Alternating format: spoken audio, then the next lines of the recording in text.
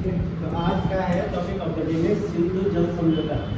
ठीक है, सबसे पहले तो सिंधु और उसकी सहायक नदियों पर एक समझौता हुआ था भारत और पाकिस्तान के बीच, क्योंकि हमें पता है कि ये है भाई हमारा भारत का उत्तर, यहाँ जम्मू कश्मीर वाला हिस्सा। ठीक है, ऐसे बना दें टेढ़ा मेढ़ा।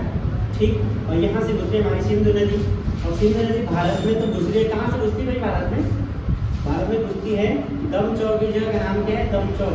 सिंधु नदी भारत में कहाँ से गुजरी, दम लगा के, और यहाँ से बहते बहते यहाँ से बाहर निकलती थी, जगह का नाम है चिल्लास। क्या है जगह का नाम, चिल्लास। तो सिंधु नदी भारत से तो बहते बहते पाकिस्तान में चले जाती है, तो मतलब अंतर्राष्ट्रीय नदी है। दो नदियों पर क्या कर, दो देशों पर क्या कर रहा है, बह रही है, अपना परिवहन सिस्टम बना रही है। तो इसलिए इन दो देशों पे बनता है कि दो देश इस नदी के जल का उपयोग करेंगे। तो यही हुआ था, इस नदी पर एक वार्ता हुई थी जिसे कहा जाता है सिंधु जल समझौता। ये हुआ तो बहुत पुराना है, 1960 में हो जाता है, लेकिन 2025 में अभी जो तुम्हारा ये हमला हुआ था ना भाई, ठीक, इसके कारण क्या हुआ, पाकिस्तान ने जो ये अभी लड़ाई का टाइम चला था, इसमें भारत ने इस ट्रीटी को कैंसिल कर दिया, मतलब इस जल समझौते को रोक दिया।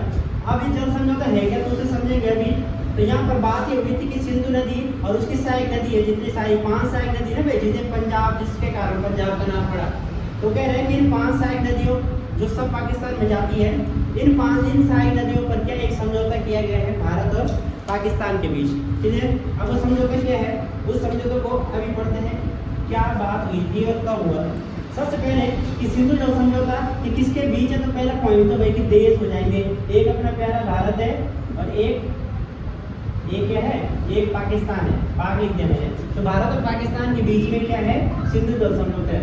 फिर क्या है कि समय क्या है इसका, कि कब हुआ था ये सिंधु जल समझौता, ये हुआ था 19 सितंबर की डेट है, और 1960 में होता है। क्लियर, सिंधु जल समझौता कब हुआ, 1960 में। अगला कह रहे हैं कि हस्ताक्षरकर्ता कौन है, हस्ताक्षरकर्ता कि जिसने इस ट्रीटी पर, इस प्रस्ताव पर क्या क्या होगा, दोनों देशों की तरफ से साइन हुए होंगे ना इस पे, तो कह रहे हैं कि कौन थे वो व्यक्ति जिन्होंने इस पर हस्ताक्षर किया। तो हमें याद रखना है कि भारत का पहले प्रधानमंत्री, जो लगातार प्रधानमंत्री होते 2-3 टाइम में, कौन थे, तो भारत की तरफ से JL नेहरू। कौन थे, JL नेहरू। और प्लस पाकिस्तान की तरफ से कौन थे भाई, अयूब खान। ठीक है भाई, अयूब खान कौन है, ये वही है जिसने ताशकंद समझौते पे सिग्नेचर किया। ताशकंद कहाँ पर है, अफगानिस्तान, ठीक है, कजाकिस्तान में। और यहाँ पर क्या हुआ, ताशकंद समझौते में इन्होंने हस्ताक्षर किया था, किसके साथ, लाल बहादुर शास्त्री के साथ। ठीक है, और यहाँ पर भी यही कर रहे हैं पाक जल समझौते में। अब इस समझौते में बात क्या हुई थी, क्या थे इसके खास पॉइंट, तो देखो एक डायग्राम बना लो सब, यहाँ पर छोटा सा, यहाँ से देखो इसे। ठीक, तो सबसे ऊपर बहती है हमारी, यहाँ से मान लो मानसरोवर नीचे बह तुम्हारी सिंधु नदी। सिंधु के बाद सबसे पहली जो सहायक नदी आती है वो है तुम्हारी कौन सी नदी, झेलम। उसके बाद आती है एक नदी और जिसका नाम है चेनाब, फिर आती है रावी, फिर आती है ब्यास, और फिर आती है लास्ट में सतलज नदी। क्लियर है, ब्यास को मैंने यहाँ पर क्यों मिलाया, क्योंकि ब्यास के बारे में कहा जाता है कि भारत से निकलती है और भारत में ही खत्म हो जाती है। ठीक है, यहाँ पर एक जगह पड़ती है हरिके बैराज। कौन सी जगह, हरिके बैराज। और हरिके बैराज जहाँ पर सतलज और ब्यास का संगम हो रहा है, और यहीं से निकली गई है भारत की सबसे लंबी सिंचाई नहर में। ठीक है, 1958 में इसका निर्माण होता है सिंचाई नहर का, जिसका नाम है, कौन सी नहर है ये, इंदिरा गांधी नहर। कौन सी नहर, इंदिरा गांधी नहर नाम है। लेकिन 1958 में इसका निर्माण हो रहा है, अभी इसका नाम नहीं पड़ा है, इसका नाम कब पड़ा, 1985 लगभग के करीब, 1985 के करीब इसका नामकरण होता है। इसमें क्या जुड़ता है, इंदिरा गांधी नहर पड़ता है इसका। भारत की सबसे लंबी सिंचाई नहर है, भारत में सबसे लंबी सिंचाई नहर।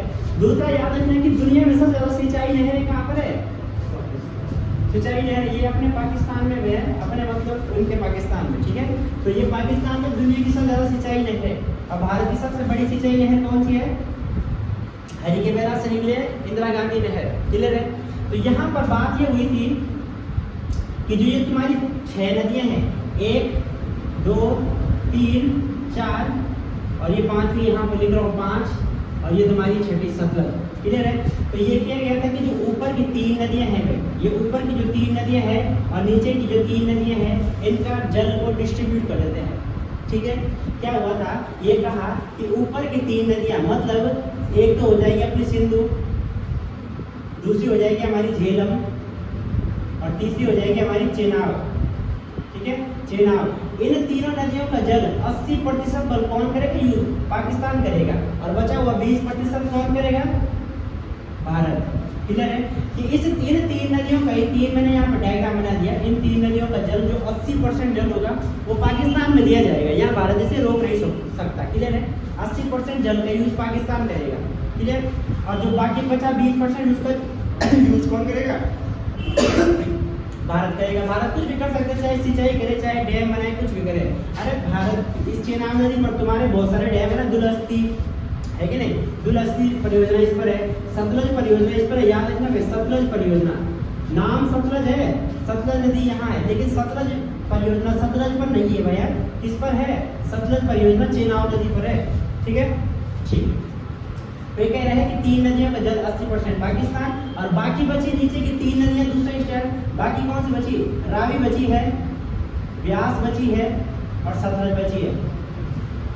इनका 80% कौन करेगा, भारत, और 20% कौन करेगा, पाकिस्तान। आया समझ में? तो बाकी नीचे की 3 नदियां भारत 80% यूज करेगा और पाकिस्तान 20% यूज करेगा। इतना क्लियर है? अच्छा, कुछ एक्स्ट्रा फैक्ट लिखा और सीधे दर्शकों का तो यही था। इसके बारे में करंट में यहाँ पे लिख सकते हैं कि 2025 में क्या हुआ था, पहलगाम, अरे हुआ था पहलगाम, पहलगाम हमले के कारण क्या हुआ था, भारत ने इस प्रस्ताव को कैंसिल कर दिया, भारत ने इसे अस्वीकार कर दिया। भारत ने कहा भाई कि तुझे हम एक इतना जल दे रहे हैं और तू ऊपर से क्या कर रहा है, तू हमारे यहाँ हमारे आम नागरिकों पर हमला किया था उन्होंने। अरे याद रखना भाई, है पहलगाम हमले में एक क्वेश्चन बनेगा, पक्का बनेगा कि पहलगाम हमले में कितने लोगों की मृत्यु हुई थी। ठीक है, उसमें सारे ज़्यादातर तो गवर्नमेंट जॉब वाले थे, तो कितने 26 लोग रह जाएंगे यार, 26 लोग वहाँ पर शहीद हुए थे या उनकी मृत्यु हुई थी, याद रख लेना भाई। तो कह रहा है कि पहलगाम हमले के कारण भारत ने गुस्से में क्या कर दिया, इसे अस्वीकार कर दिया कि हम इसे कैंसिल करते हैं। क्लियर है? ठीक है। दूसरा फैक्ट बता रहा हूँ कि इस सिंधु नदी की, ये मेन सिंधु नदी है भाई, इस सिंधु नदी की सहायक नदियाँ ये तुम्हारी 5 नदियाँ। क्लियर है? ठीक। कहा जाता है कि सिंधु नदी की बाईं ओर से, बाईं है ना सिंधु का, जब इधर जाएगी तो इसके बाईं ओर से सबसे लंबी सहायक नदी कौन सी है, तो यहाँ पे ये मत कर देना कि बाईं ओर से पहली नदी झेलम है, तो झेलम होगी, झेलम नहीं है भैया। इसकी बाईं ओर से सबसे लंबी नदी चेनाब नदी है, ये वाली नदी, ये सबसे लंबी नदी है उसकी। ठीक है, चेनाब। ठीक है, और कुछ याद रखना चाहोगे, तो इस सिंधु नदी से और इस सतलज नदी के बीच एक हिमालय, जो हिमालय ऐसे फैला है। ठीक है भाई, अरे मान लो कि ये भारत है, ये भारत है और ऐसे फैला नहीं हिमालय ऐसे में, तो ये कह रहे हैं यहाँ पर सिंधु नदी और यहाँ पर सतलज नदी, तो इसका जो ये हिमालय पड़ रहा होगा, ये वाला हिमालय, इसको कहा जाता है पंजाब हिमालय बोलो, चाहे इसे कश्मीर हिमालय बोलो, रख लोगे यार, कश्मीर हिमालय। तो ये तो तुम्हारा आज का टॉपिक ऑफ द डे। मिलते हैं कल नए टॉपिक के साथ। अच्छा, करे तो लोग क्या, ठीक है। तो क्या कहा यहाँ पर एक पॉइंट और, हाँ, जो इसकी बोला था कि इसकी मध्यस्थता कौन कराता है, मध्यस्थता मतलब अरे एक दलाल भी तो होता है ना बीच में, मीडिएटर, तो मध्यस्थता कराता है वर्ल्ड बैंक। ठीक है, इसकी बोला था वर्ल्ड बैंक ने इसकी मध्यस्थता कराई, मतलब कि भारत और पाकिस्तान के बीच में एक मीडिएटर रिश्ता होता है ना भाई, लड़का और लड़की के बीच में होता है बिचौलिया, वैसे वर्ल्ड बैंक ने इसकी मध्यस्थता कराई और इन दोनों लोगों से सिग्नेचर करवाए और कहा कि तुम दोनों कॉम्प्रोमाइज कर दो। ठीक है, मतलब भारत से होते हुए जाए तो भारत इन्हें रोक नहीं सकता। ठीक, चलो तो अब हो गया तुम्हारा ये लगभग पूरा, रख लेना सारा याद।